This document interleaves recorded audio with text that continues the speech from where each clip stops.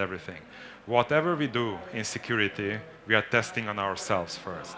So whatever product, strategy, offering is coming out of our offering pod is tested. We are the guinea pigs. So the first one is cognitive, and I was listening to some of the other presentations, and it was a very valid point that human factor cannot be replaced. So you cannot fight with an intelligence, artificial intelligence, a human hacker, and the other way around. This is not what we are saying. So what we are saying that the impact and the amount of attacks, the amount of data, the amount of logs, what we have to collect, what we have to watch and correlate is becoming impossible to handle with human interface. So what we are proposing to use the cognitive tool to correlate, to simplify, and to give you a simple example, at the end of the day, the human analyst should not look into 1 trillion log source and correlate it with another 1 trillion data from the internet, but we'll get, basically a proposal, a funnel of information which is coming to those 10 points what he really has to analyze and act on. Speed, obviously, is something which is important, and the accuracy is also something what we have to do. Now, the cloud. A couple of years ago, no company was using any cloud. However, in fact, we were using. So if you had a simple virus scanner on your computer, that was basically a cloud solution. What we are proposing and what we are doing, we take this to the next level. We are using crowdsourced information and sharing it all across. And this is speeding up the sensing, and it's working hand in hand with the intelligence tools, what we have, artificial intelligence, what we are calling Watson. And my favorite one is collaboration. Under collaboration, we mean that if we are ethical hackers, security specialists, we are fighting on the good side. Call me naive if you want, but this is like in the old times when you were fighting crime, even organized crime, and we are doing this actually because cyber criminals have been organized exactly the same way, just much more effective than the organized crime in last century, for example. So collaboration on this level is key. We might have different views on certain things. Countries might have different views, but at the end of the day, the goal is common. So it's the same like the FBI is searching with the local polices and having a network. The same what is happening these days and what we are fostering, and we are embedding basically in our systems. Now, let's have a quick look on the fundamentals. The fundamentals are basically not easy because whatever we see, the hacks, the attacks, ransomware, companies taken down in a couple of hours just because of clicking on the wrong email, the situation is not improving so fast as it would expect.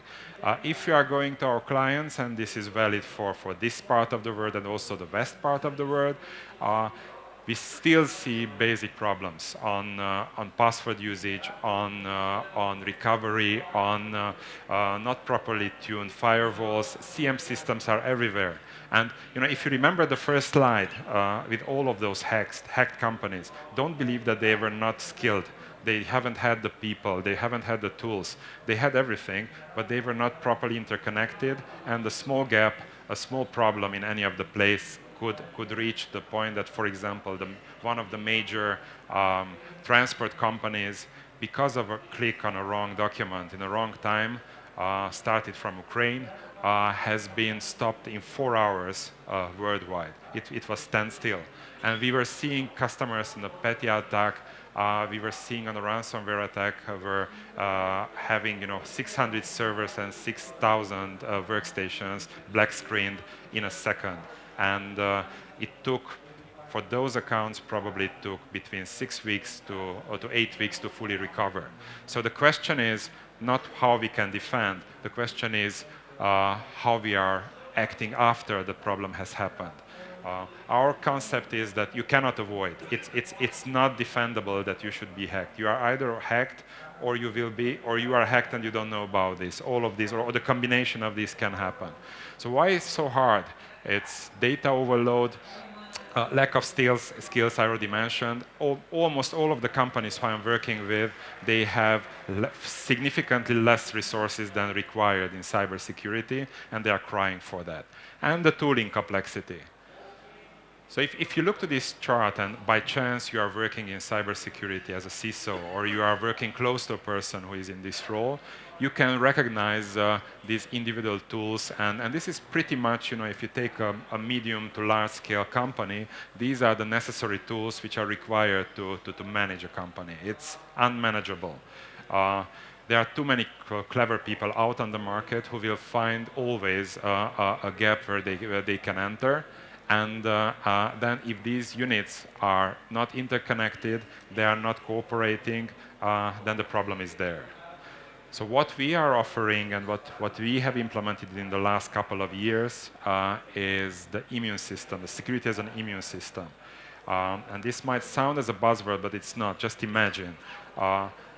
We are setting up and planning our systems exactly like the human body. The human body is acting when it's getting an infection from viruses or some anything else. It cannot protect and cannot lock out the virus, but what can do, the different organs are cooperating in the body, raising the tension, raising the level of anticorps, and so on and so forth. Exactly the same principle is applicable with the cybersecurity systems. So you have the different units which are interconnected and cooperative between each other and coordinated by a brain. It can be later, earlier it was called CM. Now we are going into the level of replacing or completing the CM with a cyber intelligence component. Now, I picked up only two things, the ransomware, which is the most hectic problem in the last couple of months. So in that case, you have the CM system and the analytics part of the immune system, or the brain, if you want, cooperating with the endpoint protection, monitoring the network, and having the necessary feed from the threat intelligence, and with this is properly able to protect. Or maybe he's not able to protect, but is able to stop the expansion of the ransomware, and we can avoid situations like I just mentioned with a transport company. The other one, which is important, is GDPR. GDPR, it's coming to your shop, and there are many aspects. So there is the fine, what your companies and the other companies will pay, which is huge, and it's unprecedented in the cybersecurity world up to now. But the collateral damage is that in Romania and the other countries, there are a lot of companies linked to main companies or mother companies or providers in Germany, US. And those companies are end-to-end responsible for the GDPR status. So they will ask for the companies located in Romania who are suppliers to be totally compliant. So this will indicate another wave of attention, problems, and potential business loss if it's not addressed properly. Finally, we need to change the game. The game for us is the cognitive cloud collaboration triangle. We implemented Watson. This is our cybersecurity artificial intelligence. I'm sure you heard about this a long time ago when we had on the TV winning the Jeopardy. Since then, a lot of things have happened with Watson, and the artificial intelligence tool has been enabled to do a couple of things in healthcare. One of the areas was cybersecurity. And just imagine how effectively can be used in cybersecurity, having a snapshot of analysis of all the informations coming from the net. This is exactly what the hackers are doing or the analysts are doing.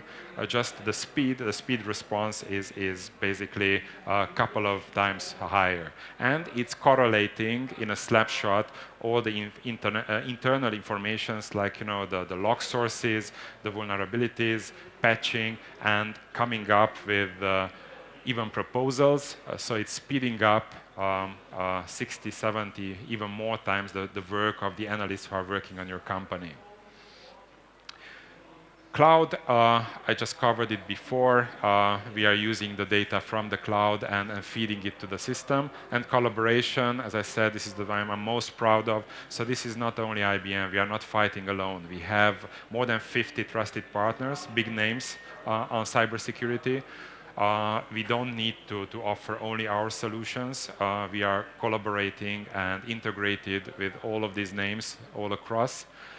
And on top of that, for the corporation, we implemented the application exchange. Now, if you are familiar with the CM terminology, you know that setting up a CM is not the biggest problem. The biggest problem is how to put the use cases properly, how to define the use cases. That, in a nutshell, is enabling everybody who already developed a use case, developed a tool for the CM to load up, and it can be used by the others. Our X-Force, our intelligence source, is opened up for the public. And for the end, if you remember the first chart, so if you follow the advice, if you follow these simple procedures, you will not be able to avoid the attacks. That's not something what we propose, but what we propose that you can be prepared, and you will be properly prepared to respond to the attacks. And then, in ideal case, the tabloids will have to use cases like your major company not hacked. This will be the news, not that your company will be hacked. So, hope I was able to cover this. Questions? I know I'm already over time, but I'm happy to answer questions. If not, thank you for coming.